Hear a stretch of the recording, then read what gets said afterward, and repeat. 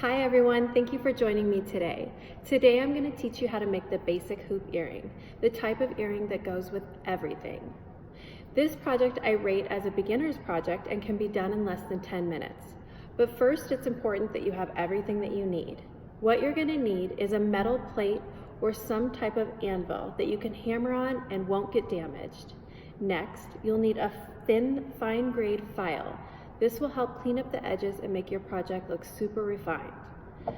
Also, a rubber or a rawhide mallet will help you shape your piece as you go without damaging the metal. Next, a hammer that has a texture that you like. Now, if you go for the faceted, clean look that I really like, it's important that the face of your hammer is not damaged. So don't use this hammer to nail a picture in or whatever. Make sure the face is very smooth. Next, you're going to need a mandrel. The point of a mandrel is to help you shape your object into a circular or a teardrop shape, okay? So when I first started, I used a baseball bat, and that worked just fine. Mandrels you can get at a jewelry store. If you guys need resources, comment below and I will answer all of your questions on where you can get any of this product. Okay, next, pliers. That's going to help you cut your metal. Flat nose pliers. Now why they call them a flat nose pliers is because inside they're flat. Pretty basic and easy. Next, you need a round nose pliers. Why they call them the round nose pliers is because they are absolutely round all the way around, and that helps you get the perfect circle when you're making the ends and the shapes inside of your piece. You'll need a pair of earring hooks. And last, you need to make sure that you have your metal. Metal usually comes in a big hoop like this. Sometimes it's wrapped around a spool. You can get them from a variety of places. Again, if you need any resources, let me know and I will get those resources for you. All right, let's get started. So this is what we're making today, the basic hoop earring. One of my absolute favorites, like I said, goes with everything. This style starts with 6 inches of 16 gauge wire. Now this style can be made in a base metal, brass, sterling silver, gold fill, or rose gold. It doesn't matter, it'll work with any type of metal in a 16 gauge size. Once you have your first 6 inches, make sure you cut the second strip at exactly the same size. Now I've found in my career that if I'm a quarter of an inch off, it totally ruins the design. So for me, it's super important that it's exactly the same size, okay? There you go. Now you have 2 for a pair. All right, you guys ready? Here we go. So get your circle round nose pliers, okay? At the very tip of your 16 gauge wire, I want you to put your round nose pliers, squeeze tightly, and turn. It helps me if I put my thumb against it because it holds the integrity of the circle. There you go. See that? Once you have that little circle on the end, you're going to want to shape it into a teardrop with your fingers, okay? And feed the non-circle end through the circle, just like that. Once you've done that, take your round nose pliers again and make another circle, but this time go away from the circle that you've already created. If you go into the circle you've created, it doesn't work.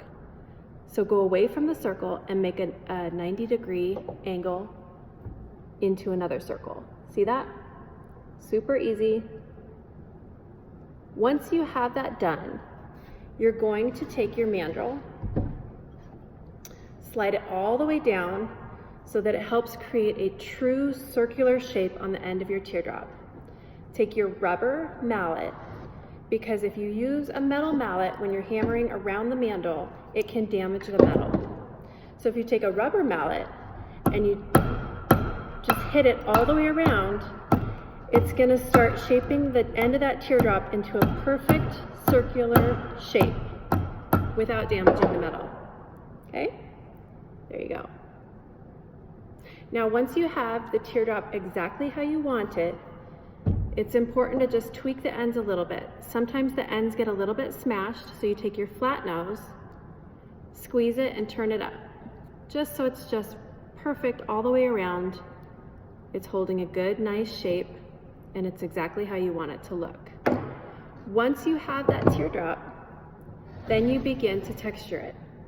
Another thing about texturing metal is the bonds inside of the metal are loose right now, so it's easy for that shape to get tweaked and out of alignment. Once you hammer it, it tightens up the bonds inside of the metal and it will begin to hold the integrity of the shape for its lifetime. I see a spot that I want to fix. So I'm going to fix it really quick with the rubber mandrel so I make sure it's exactly the shape of a teardrop that I want. Now I'm going to take my texture hammer. I love this hammer because it's a little bit domed on the end, which will give it a nice faceted look. Once you're ready to go, hold your teardrop on the metal plate and begin to hammer.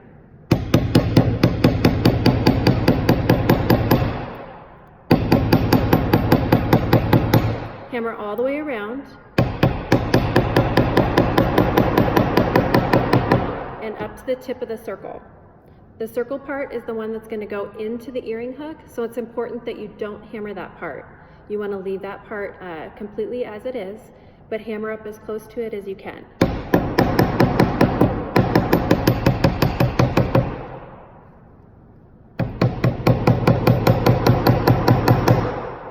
Now, it's all done, and it has a little bit of a facet to it from the hammer that I used.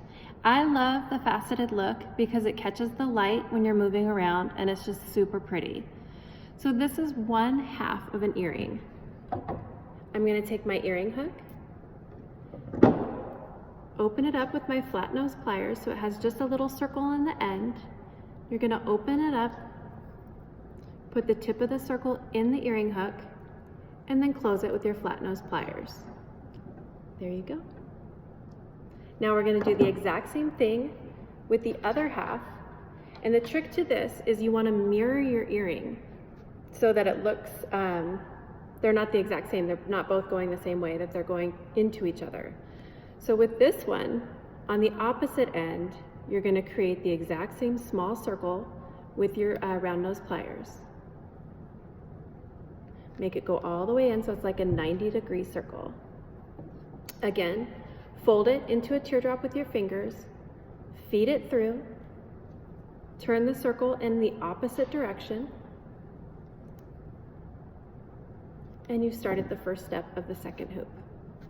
Once you have that done, again, slide it down the mandrel with your rubber hammer.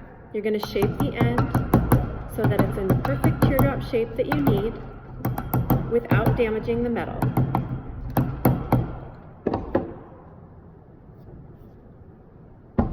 Then you're going to hammer it on the metal plate or an anvil. Whatever you have at home is perfect. Forgot I need to tweak the top of it a little bit so it's nice and laying nice and flat.